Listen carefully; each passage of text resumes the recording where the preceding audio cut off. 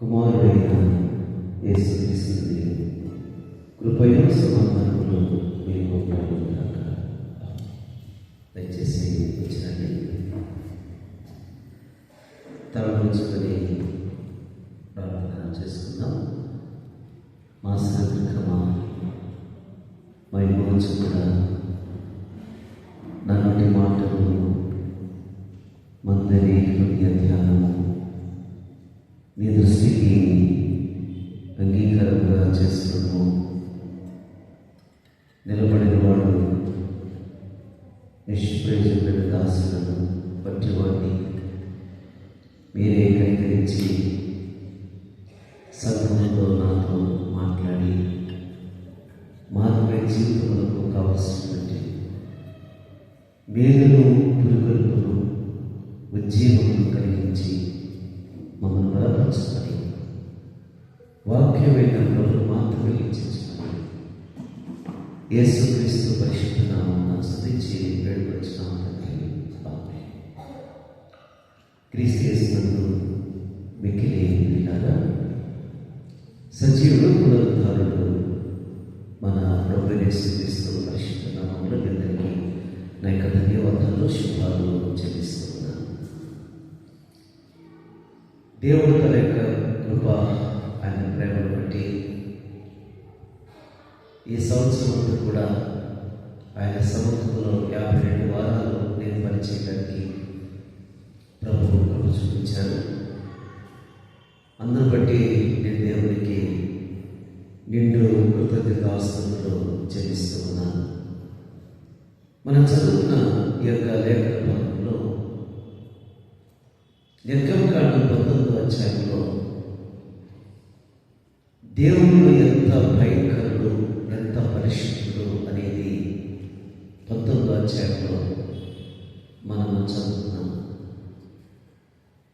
ఫిలిప్పీ పత్రిక వచ్చేసరికి ఆయన ఎంత తగ్గింపు జీవితం కలిగిన వాడు అనేది ఫిలిప్పీ పత్రికలో మనం చదువుతున్నాం. సువార్తలో ఆయన ఎలాంటి కనికరం చూపించాడో తన ప్రజలకు, ఎలాంటి వాత్సల్యాన్ని చూపించాడో సువార్తలో మనం చదువుతున్నాం. ఇక్కడ 3 విషయాలు మనం ధ్యానం చేస్తున్నాం. లూకా సువార్త 1వ అధ్యాయము 58వ వచనంలో ప్రభు ఆమె మీద మహాకనికరించెను. Great mercy, మహాకనికరము. ఇదే 79వ వచనంలో మహావాత్సల్యము, గ్రేట్ అఫెక్షన్. 2వ అధ్యాయము 10వ వచనంలో మహాసంతోషము, గ్రేట్ జాయ్. మహా అనే మాటలు 3 మాటలు కనబడుతున్నాయి. మహాకనికరము, గ్రేట్ మెర్సీ, మహావాత్సల్యము, గ్రేట్ అఫెక్షన్, మహా ఆనందము, గ్రేట్ జాయ్. నిజంగా ఆయన ప్రేమ ఎంత శ్రేష్టమైనదో, ఎంత ఉన్నతమైనదో ఈ గ్రంథంలో మనకు కనబడుతుంది. నిజమే కదా. ఈ సంవత్సరం అంతా కూడా మహాకనికరమే కనబడతా. ఈ సంవత్సరం అంతా కూడా గ్రేట్ అఫెక్షన్, ఒక వాత్సల్యత. తల్లిదండ్రులు తమ బిడ్డల పట్ల ఎలాంటి వాత్సల్యత చూపిస్తారు, ఆ గ్రేట్ అఫెక్షన్ మనం పొందుతున్నాం. ఈ సంవత్సరం అంతా కూడా పరిస్థితులు బాగలేకపోయినా గ్రేట్ జాయ్, మహా ఆనందాన్ని ప్రవహించాడు. ఈ మహానందము, ఈ మహాసంతోషము, ఈ మహావాత్సల్యము, ఈ మహాకనికరము ఎవరి ద్వారా ఇవన్నీ మనకు దొరికాయనేది ఇక్కడ జకర్యా ఆత్మపూర్ణుడై అద్భుతమైన విషయాలు మరి అతను ఆత్మపూర్ణుడుగా వివరించాడు.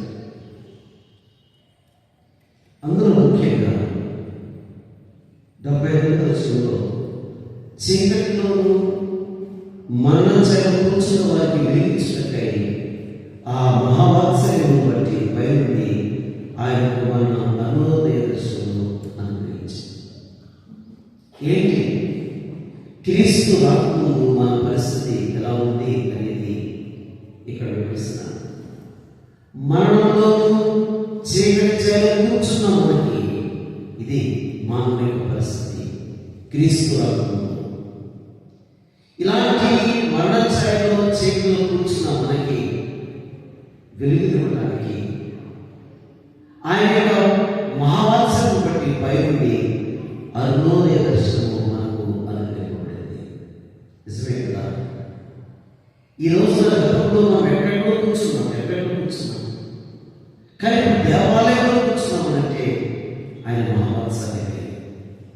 ఈ సంవత్సరం అంతా కూడా మనం కూర్చోకుండా ఆయన సన్నిధిలో కూర్చోబెట్టాడంటే గ్రేట్ అఫెక్షన్, గ్రేట్ మర్సీ అనేది ఈ వచనంలో మనకు అర్థమవుతుంది.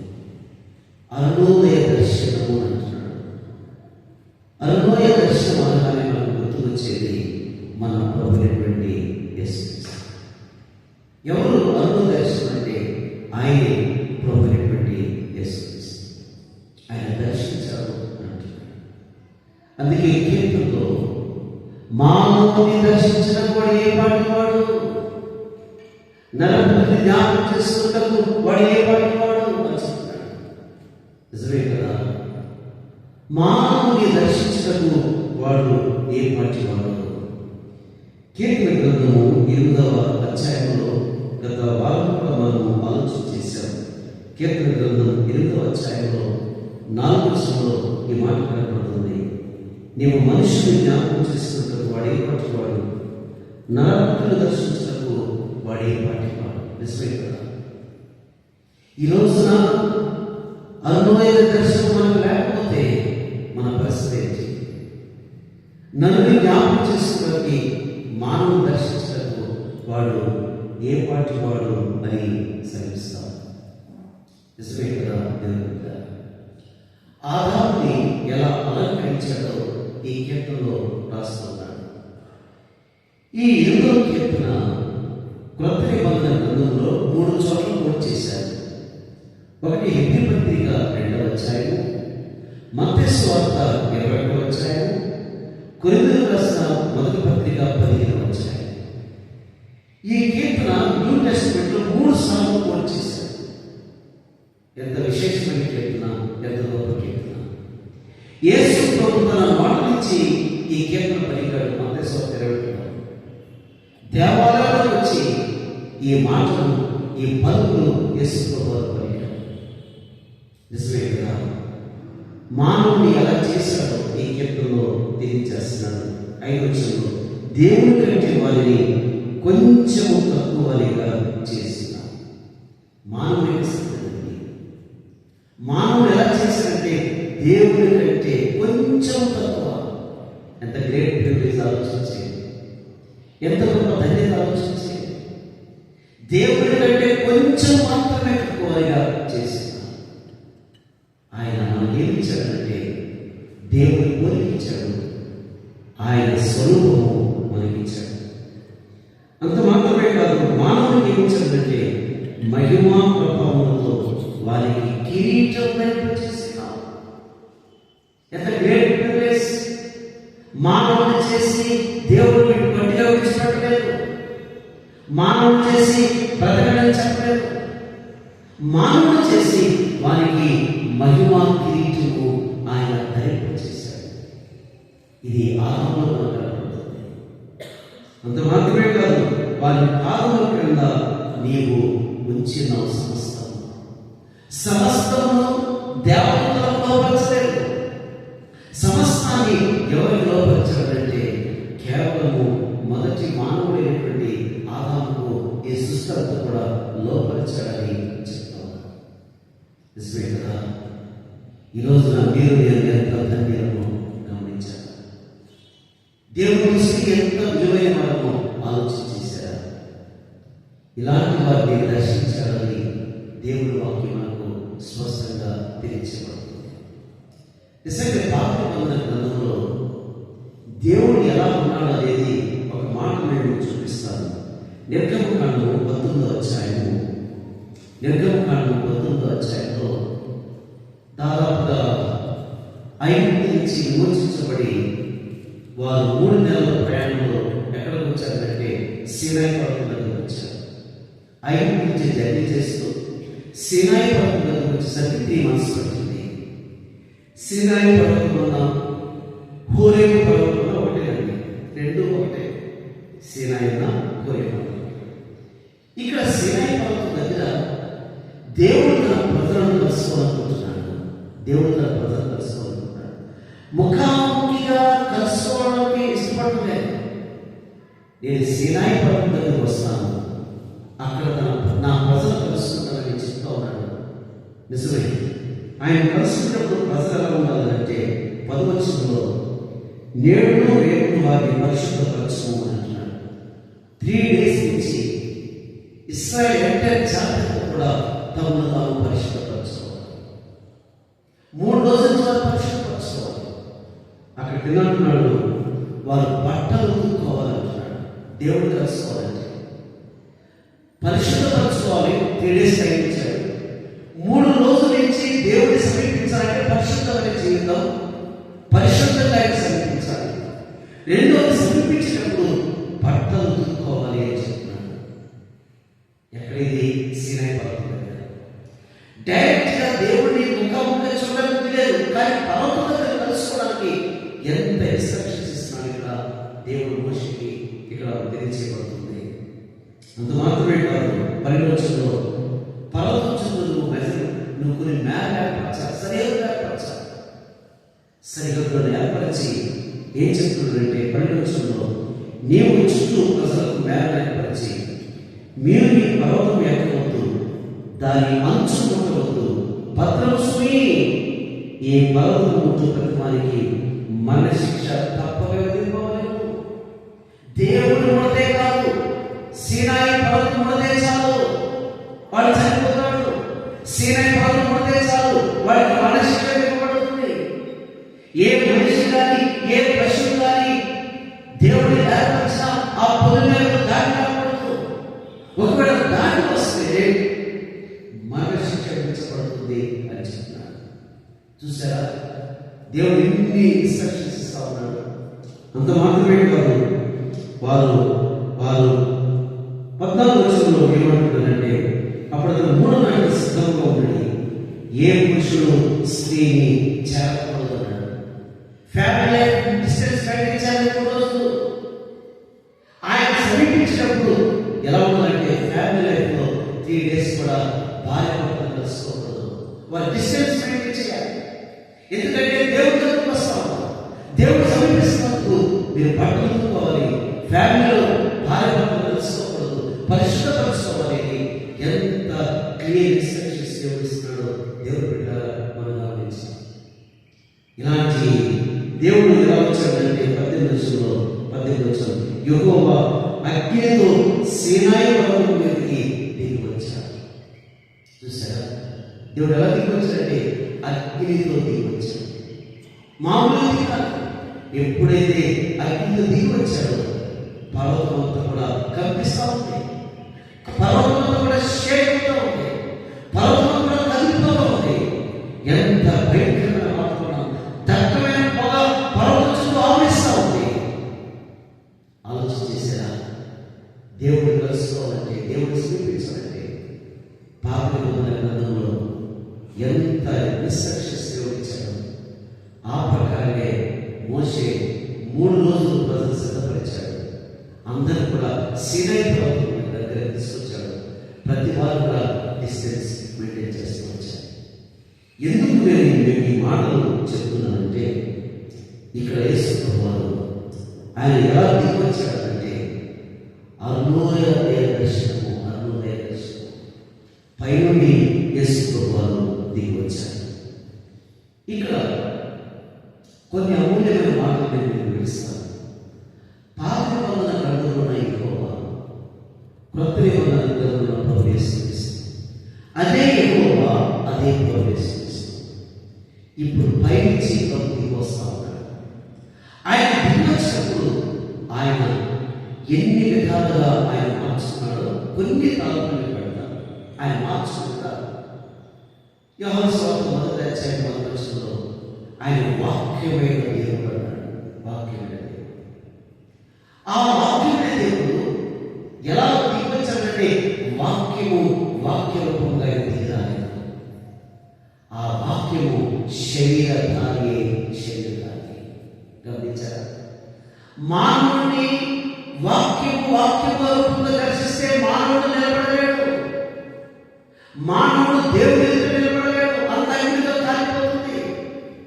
అందుకే ఆయన మార్చుకున్నాడు. వాక్యము ఎలా మార్చుకున్నాడంటే శరీరంలో మార్చుకున్నాడు. తన ప్రజలను దర్శించడానికి ఆయన శరీరం వస్తేనే తన ప్రజలను దర్శించగలుగుతారు. ఏ పర్వతాన్ని ముట్టుకోకూడదు కానీ యేసు ప్రభువు ముట్టుకున్నాడు, యేసు ప్రభువు తాకాడు, యేసు ప్రభుతో మాట్లాడారు, యేసు ప్రభుతో సంభాషణ చేశారు. ఆలోచించారా? ఆ యెహోవాను ప్రభు యేసుక్రీస్తు ఇద్దరు ఒకటే. కానీ దాని యొక్క ప్రత్యేకతలు గమనించారా? యేసు ప్రభు ఏమన్నారంటే దేవుడు ఆత్మగా. దేవుడికి శరీరం లేదండి. దేవునికి రక్తమాంసం లేదు. ఆయన ఆత్మైన దేవుడు.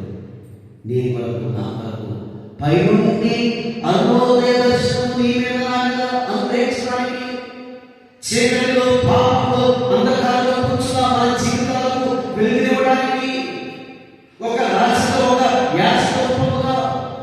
రాజధాని యాజక సమూహంలో మనం చేర్చడానికి, ఏదైతే మహిమ ప్రభావంలో కూడిన కిరీటము ఆదాము పోగొట్టుకున్నాడో తిరిగి ఆ మహిమను ఇవ్వడానికి దేవుడు నీ కొరకు నా కొరకు పైనుండి ఒక అరుణోదయ దర్శనంగా దిగి వచ్చాడు. ఆయన ఎంత మార్చుకున్నాడని మార్చుకున్నాడు. మానవుడు శరీరాన్ని దేవా నీవు నాకు శరీరం మార్చుకొని యేసు ప్రభు చెప్పారు. ఈరోజు మన జీవితంలో మార్పు చెందాల్సిన ఆవశ్యకత ఉంది. వాక్యమైన దేవుడు ఆయన శరీరాన్ని అమర్చుకొచ్చాడు, మన మధ్య సంచరించాడు. రెండోది మనం చూస్తే చదువుతారా? కొరింథీయులకు రాసిన 2వ పత్రిక 8వ అధ్యాయము 9వ ఆయన ఎలాంటి వాడంటే మన ప్రభు యేసుక్రీస్తు కృప మీరు ఎరుగుతుంది కదా, ఆయన ధనవంతులేంటి తన దారిద్ర్యం వల్ల మనం ధనవంతులు కావాలి మీ నిమిత్తము దరిద్రుడాయను. ఆయన ధనవంతుడు ఎలా మార్చుకున్నాడంటే దరిద్రులుగా మార్చుకున్నాడండి. ఆయన ధనవంతుడు. భూమి ఆకాశంలో ఆయన వశంలో ఉన్నాయి. వెండి ఆయనది, బంగారం ఆయనది, వెండి కొండల పశువులు అన్ని కూడా ఆయనవే, సమస్తం ఆయనవే. అంత గొప్ప ధనవంతుడు నీ కొరకు నా కొరకు ఒక దరిద్రుల్లో మార్చుకున్నాడు. నిజమే. ఎందుకు దరిద్రులయ్యాడంటే పాపం చేసి మనం దరిద్రులమయ్యాము. కాబట్టి ఆ దరిద్రతను పోగొట్టుకోవడానికి, ఆ దరిద్రతను తీసేయడానికి, తిరిగి మనల్ని ఆత్మీయంగా ధనవంతులే చేయడానికి ఆయన నిమిత్తము దరిద్రుడాయను అనే మాట ఇక్కడ స్పష్టంగా ప్రభు మాట్లాడుతున్నారు. నిజమే. పాపం ఏం చేస్తుంటే నరకాన్ని వెళ్ళిపోతుంది. పాపము దేవుడికి దూరం చేసింది. పాపము మనుషులను దరిద్రులు చేసింది. కాబట్టి దరిద్రులున్న మనలను ఎంతగా ఆత్మీయ ధనవంతులు చేశాడో ఆలోచన చేశారా? ఆయన దరిద్రుడు, ఆయన ధనవంతుడు, ఆయన దరిద్రుడు. నిజమే కదా? ఒక మాట చెప్తానండి. ఇప్పుడు ఇది డిసెంబర్ మంత్, బాగా చలికాలం. ఒక అమ్మాయి డెలివరీ అవుతుంది అనుకోండి, భార్య భర్తలు ఏం చేస్తారు? ముందుగానే స్వెటర్స్ కొనుక్కుంటారు, వెంటనే కొన్ని వస్తువులు కొనుక్కుంటారు, జాగ్రత్త పడతారు. చలికాలం కొనుక్కోవడానికి ఏమి దరిద్రులు. ఆయన పుట్టినరోజు చూస్తారు. ఎంతో దరిద్రులు అంటే పుట్టినప్పుడు అదే పొత్తిగుడ్డలతో తుడిచారు, అదే పొత్తిగుడ్డలను ఆయన ఉంచారు. ఎంత దరిద్రుడు. నిజమే కదా? ఆయన ఎంత ధనవంతుడు. మహిమ వస్త్రములను ఆయన ధరింపచేస్తున్నాం. ఆయనకు ఎంత దరిద్రులుగా మారాడో ఆలోచన చేశారా? చివరికి దేవాలయంలో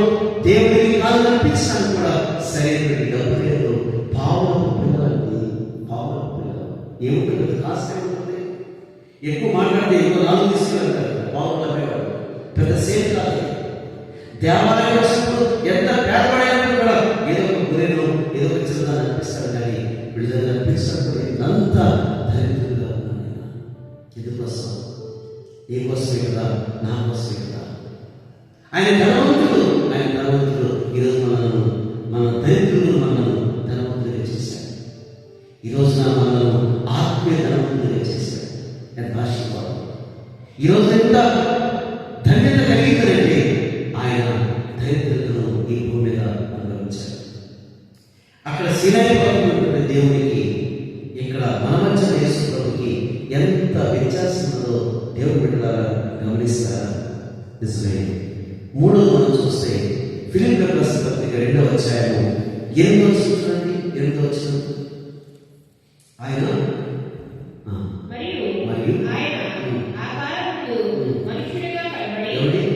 ఆకారం చేసే దేవుడు, కానీ నీ కొరకు నా కొరకు ఆకారములో మనుషులుగా కనపడి,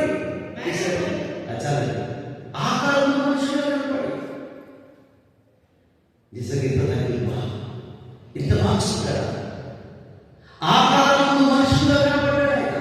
ఆయన జీవితంలో ఎంత మార్పు కలుగుతుందో ఆలోచన చేశాడు. మనుషుడేమో తన ఆకారాన్ని మార్చుకుంటున్నాడు, దేవుడేమో మనిషి ఆకారం వస్తుంటే మనమేమో మన ఆకారం మార్చుకుంటున్నాం. ఆకారం ముందు మనుష్యుడుగా కనపడ్డాడు. మనుషుడుగా నిజమే. అక్కడ అగ్నితో కనపడ్డాడు దేవుడు సీనాయి పర్వతం దగ్గర. దేవుడు చూడడానికి లేదు, ప్రభువు సమీపించడానికి లేదు. మోషే నా వెనక భాగంలో నిల్చున్నాడు, నన్ను సమీపించకూడదు. కానీ నీ కొరకు నా కొరకు ఎంతగా మార్చుకున్నాడు. ఆకారం ముందు మనుష్యుడుగా కనపడ్డాడు. మనుషుడుగా నిజమే కదా. మనం ఆలోచించేది, ఆయన ఎంతగా మనుషులు కనపడ్డాడు. తర్వాత చూడండి, మరణం పొందినంతగా శిలువ మరణం పొందినంతగా. నిజమే కదా. ఆయన మరణించాల్సి, మనం దేని కొరకు? ఆయన చేసిన పాపాన్ని బట్టి మరణం కాదు, కానీ నేను చేసిన పాపాన్ని బట్టి ఆయన మరణం పొందవలసి వస్తుంది. మనం లేనివాడు, మరణాన్ని సమీపించదు, మరణాన్ని తాకలేదు. పెంతెకొస్తు పండుగ రోజున ఇదే చెప్తాడు, మరణము ఆయన బంధించిన సాధ్యము, మరణమైన తాకలేదు. కానీ ఆయన మరణం పొందినంతగా యేసు ప్రభువు జీవం కలిగేవాడు. మాట చెప్తారు, యేసు ప్రభు బేతనీ గ్రామానికి వెళ్ళాడు. 4 రోజులు అయిపోయింది. లాజరు చనిపోయి వెళ్ళగానే ఆయన జీవం కదా, చచ్చిన లాజరు బయటకు వచ్చాడు. నాయన గ్రామం నుంచి ఒక యవనస్తుడు చనిపోయాడు, పాడిలో తీసుకొస్తున్నాను. ప్రభు చూడగానే వాడు లేచి మాట్లాడాడు. యాయి కుమార్తె చనిపోయింది, 12 సంవత్సరాల వయసు. ప్రభు వెళ్ళగానే కూర్చుని ఆమె మాట్లాడుతుంది. ఆయన చోట మనం ఉండకూడదు, ఆయన చోట మనం ఉండకూడదు. మనం పారిపోవాల్సిందే. మనం లేవాడు, కానీ నీ కొరకు నా కొరకు ఆయన రాజ్యం మనం పొందాడు తెలుసా? సిలువ మరణం పొందినంతగా. సిలువ అనేది శాపగ్రస్తమైనది. కాబట్టి యేసు ప్రభువు కలవరిలో ఒక శాపగ్రహిగా మారిపోయాడు. పాపం చేసి, పాపం బట్టి మానవాడికి శాపం వచ్చింది. శాపగ్రహిగా ఈ లోకం అంటే శాపగ్రహి నేనే. ఆ శాపగ్రస్తం తీసివేసి మనం పరిశుద్ధపరచడానికి ఆయన శిలువ మరణం నీ కొరకు నా కొరకు కలవరిలో పొందాడు. ఆయన శాపగ్రహిగా మారిపోయాడు కదా. ఎందుకు తెలుసా? నిన్ను నన్ను పరిశుద్ధంగా చేయడానికి. అలాంటి శిలువ మరణం పొందాడని చెప్తున్నాడు. ఆయన విధేయత చూపిన వాడే రాశాడు. ఇక్కడ ఈ మాట మీద ఆలోచించాడు. ఎందుకు పౌలు శిలువ మరణం పొందినంతగా ఆయన విధేయత చూపిన వాడు, విధేయత చూపిన మాట మీద బాగా క్యాచాడు. ఎందుకు విధేయత చూపించాడు అన్నాడు. ఒకవేళ విధేయత యేసులో చూపించకపోతే ఆయన చెయ్యిలాగి మేలు వచ్చగలరా? ఆయన పేరు చూపించకపోతే కాళ్ళలో మేలు పట్టగలరా? ఆయన పేరు చూపించకపోతే తల మీద ఉదయం పెట్టగలరా? ఆయన పేరు చూపించకపోతే 2 సార్లు ముఖం మీద ఊరేయగలుగుతారా? ఆయన పేరు చూపించకపోతే సిలువను ఆయన భుజం మీద వేయగలరా? ఆయన పేరు చూపించకపోతే సిలువలో ఆయన రాడాల్సిందేవా? ఆయన పేరు చూపించారు. గెలిచినలో తండ్రి నీ చిత్తమే అని చెప్పి కలవలసిందో తను సాష్టాంగపడి తండ్రి గెత్సెమనే తోటలో యేసు ప్రభువును బంధించడానికి సైన్యం వచ్చినప్పుడు యేసు ప్రభు ఎదురుగా పెట్టి మీరు ఎవరు ఎదురుచున్నారు అని అడిగారు. యేసు ప్రభు అన్నారు, యేసు ప్రభు అన్నారు, యేసు ప్రభు అడిగారు, నజరేయుడు యేసు అన్నారు. నేనే ఆ నజరేయుడు యేసు.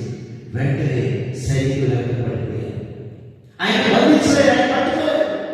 నేనే అని చెప్పలేదు. బంధించడానికి వారు వెంట పడిపోయారు. నిజమే, ఆయన విధేయత చూపించాడు. ఆయన విధేయత చూపించాడు. మనం నేర్చుకోవాల్సింది ఏంటంటే ఆయన హంబుల్, ఆయన తగ్గింపు, ఆయన విధేయత చూపించాడు. తండ్రి విధేయత చూపించాడు. నిజమే, ఆయన చేతి ఎలా ఉంటుంది? ఆయన చేయి లాగి వేయగలమా? ఆయన చేయి లాగి బంధించగలమా? ఆయన చేతితే సముద్రం పారిపోయింది. ఆయన చేతితే గాలి శబ్దమైపోయింది. ఆయన చేతితే వాసనలో లాజు పైకి వచ్చాడు. ఆయన చేతితే సముద్రం కూడా మౌనం వహించింది. ఆయన చేతితే చాలు ప్రపంచం జరిగిపోతుంది. కానీ నీ వరకు నా వరకు విధేయత చూపేవాడు విధేయత చూపుతాడు. అదే మనం నేర్చుకోవాల్సింది. నిర్గమకాండం 19వ అధ్యాయంలో యేసు ప్రభు ఎలా ఉన్నాడు, యెహోవా ఇక్కడ మనం ఎలా ఉన్నాడో ఆలోచించి ఆయన ఎంత మార్చుకున్నాడు. అందుచేత ఆయన పరలోకంలో వారు భూమి మీద వారిని తండ్రి అంతగా ప్రోత్సహించాడు. నిజమే, నీ వరకు నా వరకు ఒక అనుభవ దర్శనం అనుభవించాడు, ఒక వెలుగునిచ్చాడు, ఒక మహిమనిచ్చాడు. ఆయన మహావాత్సల్యం అంటున్నాడు, గ్రేట్ ఎఫెక్షన్. ఈ వాత్సల్యం ఎవరు తెలుసండి? తల్లిదండ్రులకే ఉంటుంది. తల్లిదండ్రులకు ఉంటుంది. పిల్లలు తప్పు చేసినా, పొరపాటు చేసినా తల్లిదండ్రులు ఏం చూపిస్తారు? మహావాత్సల్యం చూపిస్తారు. అప్పుడు ఎవరో వచ్చుకుంటారు తల్లిదండ్రులు. వాడు తిరుగుబాటు చేసినా, ఒకవేళ మన మీద ఎదురు తిరిగినా తల్లిదండ్రులు ఏం చేస్తారంటే పేరెంట్స్ అంతా వాత్సల్యం చూపిస్తారు. నిజమే దేవుడు, నీ పట్ల నా పట్ల ఈ సంవత్సరం కూడా ఆయన మహావాత్సల్యం ఎంత ఎఫెక్షన్గా ప్రభు మనం ప్రేమించాడు, ఎంత ఎఫెక్షన్గా మన పట్ల ప్రభు వ్యవహరించాడు కదా. ఆయన మహావాత్సల్యాన్ని జ్ఞాపకం చేసుకోవాలి. నిజంగా ఆయన వాత్సల్యము ఎంత గొప్పది కదా. అది మొదటిది. రెండవది చెప్పి 2 నిమిషాలు చెప్పి నేను క్లోజ్ చేస్తాను మనకు అర్థం కావడానికి. రెండవది మనం చూస్తే ఇక్కడ చాలా అద్భుతమైన మాట చెప్తున్నాడు. లూకా సువార్త 1వ అధ్యాయము 58వ వచనంలో ఆ ప్రభు ఆమె మీద మహాకనికరం చేశాడు. Great mercy. మనం అనుకుంటాం దేవునికి మన పట్ల కనికరం లేదనుకుంటాం, కానీ దేవునికి ఎలాంటి కనికరం తెలుసండి? మహాకనికరం, మహావాత్సల్యం. ఈ సంవత్సరం మీరు జ్ఞాపకం చేసుకున్న 12 నెలలు ఒక్కసారి మనం పరిశీలన చేసుకున్నాం. ఇండివిజువల్స్ నీ పట్ల, నీ పిల్లల పట్ల, నీ కుమారుడు పట్ల, నీ కుమార్తె పట్ల, నీ ఆత్మీయుల పట్ల, నీ ఆర్థిక పరిస్థితి పట్ల, నీ స్పిరిచువల్ లైఫ్ పట్ల మామూలుగా కాదండి, మహాకనికరం. నిజంగా ఎంతగా ఈ మాటలు మనకు కనపడుతున్నాయి. కొన్నిసార్లు మనం అనుకుంటాం దేవుడికి కనికరం లేదనుకుంటాం. ఆయన కనికరం చూపించింది. ఇలాంటి కనికరం అంటే మహాకనికరం చూపించాడు. ఆ మహాకనికరం చూపించాడు కాబట్టి దేవుడు బిడ్డలారా, ఈ రోజున ఈ స్థితిలో ఆయన కృపలో ఈ సంవత్సరం కూడా కొనసాగడానికి మనం జన్మించుకోవాలి. ప్రతి విషయంలో కానీ ఆయన కనికరము మనం పొందుతున్నాం. ఆయన కనికరము చాలా గొప్పది. ఆయన మెరిసి ఆయన దయ ఎంత గొప్పదంటే అది విలువ కట్టడంలో త్వరలేదు. ఆయన కనికరము అంత శ్రేష్టమైనది. ఇంకా దేవుడి మీద ఎవరైనా ఆశిస్తున్నారేమో మా పట్ల ఆయన కనికరం లేదని. ఎలిజబెత్ ఏమని అన్నారంటే 1వ అధ్యాయంలో ఆమె పలికిన మాట ఏమనిపిస్తుంది? 24వ వచనంలో మనుషులు నాకు మీద అవమానములు తీసివేశారు. మనుషులు నాకు మీద అవమానం తీసేశారు. నిజమే, మనం అనుకుంటాం ఎలిజబెత్ చక్కని ఇంత నీతిగా, ఇంత యథార్థంగా బతుకుతే వీరికి మనుషులు తెలుసండి అవమానం. వీళ్ళు నీతిగా, పరిశుద్ధంగా, సర్వమైన ఆత్మ చొప్పున నిరపరాధులు నడుచుకుంటే మనుషులలో వీరికి పొందిన అవమానం. నిజమే, వీరికి కలిగిన అవమానము వారు తీసుకోవడానికి ప్రయత్నించలేదు. దేవుడు అవమానం తీసేసేంత వరకు కూడా విశ్వాసంతో కనిపెట్టాడు. ఈ దేవుడు అడిగాడు, మన ఎన్నడూ కూడా మన అవమానాన్ని తీసుకోలేదు. అయినప్పుడు కూడా చక్కని ఎలిజబెత్ సేవ ధర్మం దేవుడిలో జీవించడం మాత్రమే, దేవుడి యొక్క మహిమ కొరకు మరింత గొప్ప సేవ చేశారంటే ఇప్పుడు చెప్తుంది, దేవుడు మనుషులు నాకు ఉండిన అవమానం తీసేశారు. ఆయన గ్రేట్ మర్సీ అది. ఆయన ధైర్యం చూపిస్తాడు, ఆయన ధైర్యం చూపిస్తాడు. అంత మాత్రమే కదా, ఎవరు తెలుసా, ఆయన నన్ను కటాక్షించాడు. ఆయన కటాక్షించకపోతే ఏంటంటే మన పరిస్థితి. ఆయన అవమానం తీసేశాడు, నిందలు తీసేశాడు. ఎవరైతే నిందలేశారో వాళ్ళే చెప్తున్నారు, ఎందుకంటే మనుషులు ఉన్న అవమానం దేవుడు తీసేశారని బంధువులు చెప్తున్నారు. అనేకులు ఈ మాట ఎలిజబెత్ చెప్పబడతారు, ఎలిజబెత్ వచ్చి వాళ్ళే చెప్తున్నారు, దేవుడు ఈ కుటుంబం పట్ల ఎంత మహాకరిగా చూపించారు. ఎలిజబెత్ తనతో చెప్పట్లేదు, వచ్చిన ప్రజలు ఆ కుటుంబాన్ని చూసి నిజంగా గ్రేట్ మర్సీ ఇంటి మీద మహాకరిగా ఉంది, ఈ భార్య మీద మహాకరిగా ఉందని చెప్పి అందరూ చెప్తున్నారు. నిజంగా ఆయన మహాకరిగ్రహం ఎంత గొప్పది, ఎంత శ్రేష్టమైనది. మూడోది చూస్తే మహానందము, గ్రేట్ జాయ్. ఎక్కడండి, ఎక్కడ దొరుకుతుంది గ్రేట్ జాయ్? వస్తువులో దొరుకుతుందా, లేకపోతే ప్లేస్లో దొరుకుతుందా? ఎక్కడ దొరుకుతుంది మహానందము, గ్రేట్ జాయ్? ఎవరంటే మన ఆనాడు జ్ఞానులు యేసులో వచ్చినప్పుడు అత్యానంద పడుతున్నాయి, చెప్పసత్యం కానీ సంతోషం. ఈ మహానందము ఎవరిలో దొరుకుతుందంటే ఇదిగో పరిశుద్ధతతో కనబెట్టినటువంటి ఆ బాధను చూసినప్పుడు దేవతలకు మహానందం కలిగింది, గొర్రెలకు మహానందం కలిగింది. ఎవరైతే ప్రభు సేవిస్తామో వాళ్ళ జీవితంలో గ్రేట్ జరుగుతుంది. మనం 2025 తీసుకుంటున్నాం. ఈ సంవత్సరంలో ఆయన గ్రేట్ మెర్సీ మహాకరిగ్రహం బట్టి మనం కొనియాడాలి. రెండవది గ్రేట్ ఎఫెక్షన్, ఎంత వాత్సల్యం చూపించాడు, నేను నాకు ఎంత మార్పు చెంది అరుణోదయ చూపించి మనకు చీకటిలో మన చేర్చున్నకు ఎంత విధించి ఎంత గొప్ప దేవుడు చేశాడు. మూడవది గ్రేట్ జాయ్. నిజంగా ఈ రోజు ఈ సంవత్సరం కూడా దేవుడు మనకు ఆనందంగా చేశాడు. ఇస్సాకు పుట్టినప్పుడు ఆ శాతాన్ని నాకు దేవుడు నోటి నిండా నవ్వులు కలగజేశాడు. నవ్వు కలగాలంటే దేవుడేనండి, జాయ్ కలగాలంటే దేవుడండి. ఎవరు ఆనందం అంటే మానవుడైనటువంటి యేసుక్రీస్తు. కాబట్టి ఈ మూడు అంశాలు మీరు పెట్టుకోండి. గ్రేట్ మర్సీ నాకు చూపించాం, గ్రేట్ ఎఫెక్షన్ అనేది చూపించాం, గ్రేట్ చదివించాల్సింది. ఒకసారి లేచి పడి ఎవరి ద్వారా మనం ప్రార్థన చేస్తున్నామా ఆయన కృపను మనం వస్తున్నాం. ఒకసారి అందరూ కూడా లేచి ఆయన గ్రేట్ మర్సీని తలపోస్తున్నాం. ప్రభా, నా పట్ల, నా బిడ్డ పట్ల, నా ఆరోగ్యం పట్ల, నా అన్ని పట్ల ఎంత మహాకరిగా వచ్చిన ప్రభా, గ్రేట్ మర్సీ. నా కుటుంబం పట్ల ఎంత కనిపించున్నా తండ్రి వాళ్ళు ఎంతో సేవ చేశారు, ఎంతో పరిచయం చేశారు. ప్రజలు ఉన్నామని ప్రభు తీసి ఆ గొప్ప కార్యం చూపించారు. దేవుడికి థ్యాంక్స్ చెప్తాను. 52 వారాలు ప్రభా ఈ సంవత్సరం నా పట్ల ఎంత కరుణ చూపించాలి. నీకు గ్రేట్ ఎఫెక్షన్, నీ మహావాత్సల్యం చూపించావు ప్రభా. తల్లిదండ్రులు తన బిడ్డల పట్ల ఎలా వ్యవహరించారు ప్రభా, నా పట్ల తల్లిగా అంత వాత్సల్యం చూపించి నీ వాత్సల్యం దూరం చేయకుండా నన్ను ప్రేమించావు ప్రభా. నీకు స్తోత్రం ప్రభా. దుస్తులు నాలో ఉన్న సంతోషం తీసేయడానికి ఎన్నోసార్లు ప్రయత్నం చేశాను, కానీ నాకు నోటి నిండా నమ్మించాను. గ్రేట్ చెప్పించాను ప్రభా. పరిస్థితులు వినమున్నప్పుడు కూడా తండ్రి మీరు ఆనందం ఎవరితో తెలిసింది నాయన, ఆయన ఆనందించాను. 3 దేవుడు మాకు ఇచ్చాను ఆయన. స్తోత్రం తండ్రి. దేవా నీకు స్తోత్రం తండ్రి. ఉదయకాలం సెలవు వచ్చిన ప్రతి బిడ్డని దేవుడు ధారాళంగా వచ్చాను.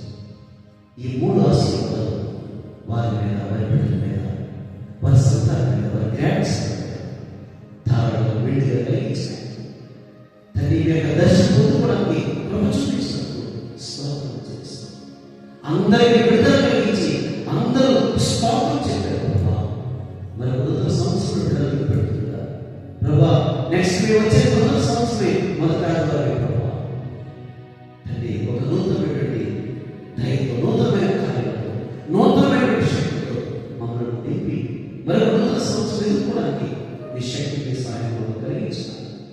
యేసుక్రీస్తు పరిశుద్ధ నామమున స్తుతించి ప్రార్థించి బహుళ పెట్టుకొచ్చిన తండ్రి.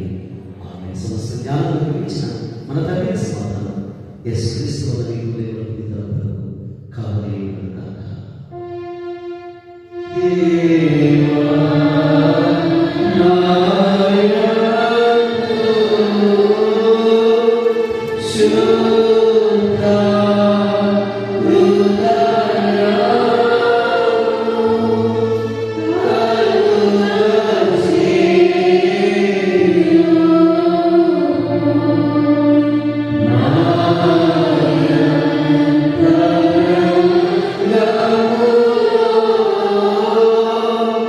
See